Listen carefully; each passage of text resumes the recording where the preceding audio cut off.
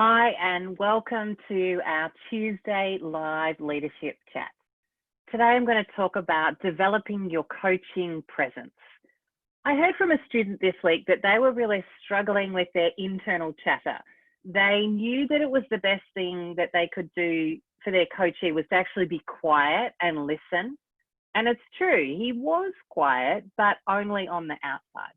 His internal dialogue was racing and completely distracting him from being able to be fully present and fully listen to all that his coachee was saying.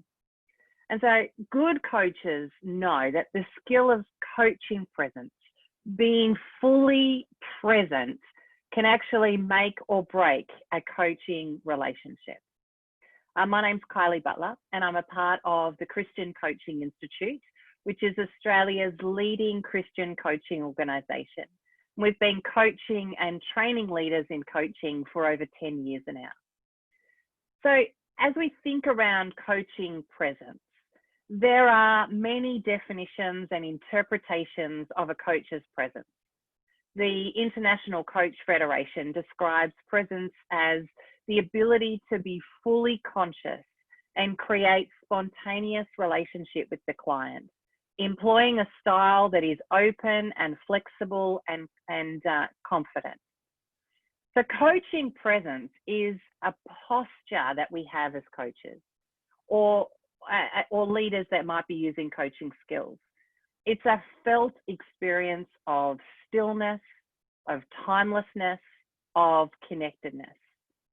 Coaching presence is developed through a coach's own journey, an understanding of themselves and how they were created. Our coaches with a strong coaching presence have a sense of being rather than doing. As I want to talk to you today about 5 ways that you can develop coaching presence. The first way is in developing self-awareness, to be able to understand your identity and purpose.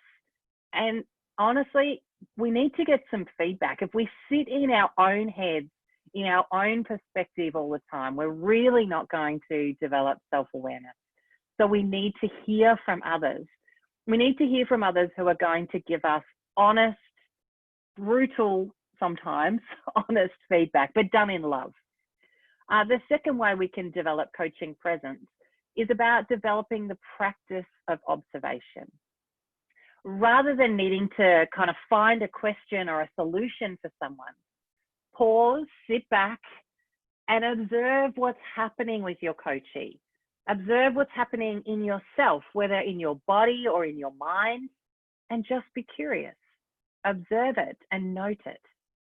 The third way that we can actually increase our coaching presence is to prepare ourselves and our environment. We've all had times where we've run from one meeting to the next meeting and we've just like fallen into each meeting, whether that's an in-person meeting or an online meeting. We've just not had the time to prepare ourselves, to prepare our notes, to prepare our mind, to still ourselves before the conversation. And I encourage you, create those buffers in between. And if you haven't got it, make an excuse to get it. So arrive at your meeting and say, hey, can I just use the restroom? I'll be back in just a couple of moments.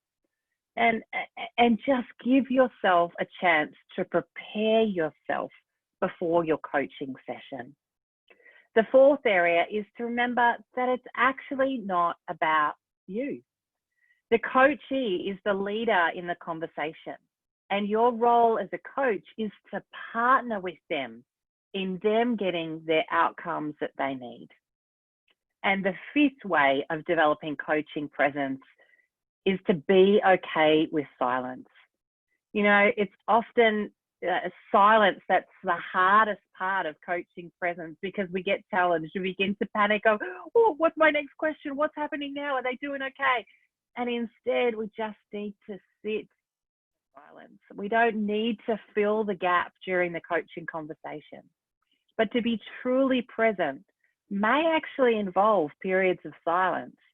And a good coach will do that silence intentionally. The bonus of developing your coaching presence is that it's not just helpful in your coaching conversations, but actually in all of your relationships. Imagine if you were fully present with your partner, with your kids, with your family members, with your friends, with your co-workers. Imagine what could be transformed if you could increase your presence. If you're interested in being more present in your conversation, setting clearer goals for yourself or your team, empowering people through asking really powerful questions, getting better at your deeper listening, then why not join me and the CCI team at our September Coach Mastery Certificate? It's run online. Everything still seems to be run online, especially here in Victoria. But we've been running our Coach Mastery course online for over 2 years now. And so it makes it really accessible for all leaders all across the country. I'll pop the link in the comments below. So what have we spoken around today? We've talked around coaching presence, and that coaching presence is a posture that we need to have as coaches. It is a felt experience of stillness, of timelessness, of connectedness. And there are 5 ways that we can develop in our coaching presence. The first one is to develop in our own self-awareness. The second way is to develop in the practice of observation. The third way is to prepare yourself and your environment before you go into a coaching conversation. The fifth way is to remember it's actually not about you. And the fifth way is that silence is okay. And good coaches will intentionally use silence in their coaching presence. Well, it's been great to be with you today. Look forward to seeing you next Tuesday at 1 o'clock.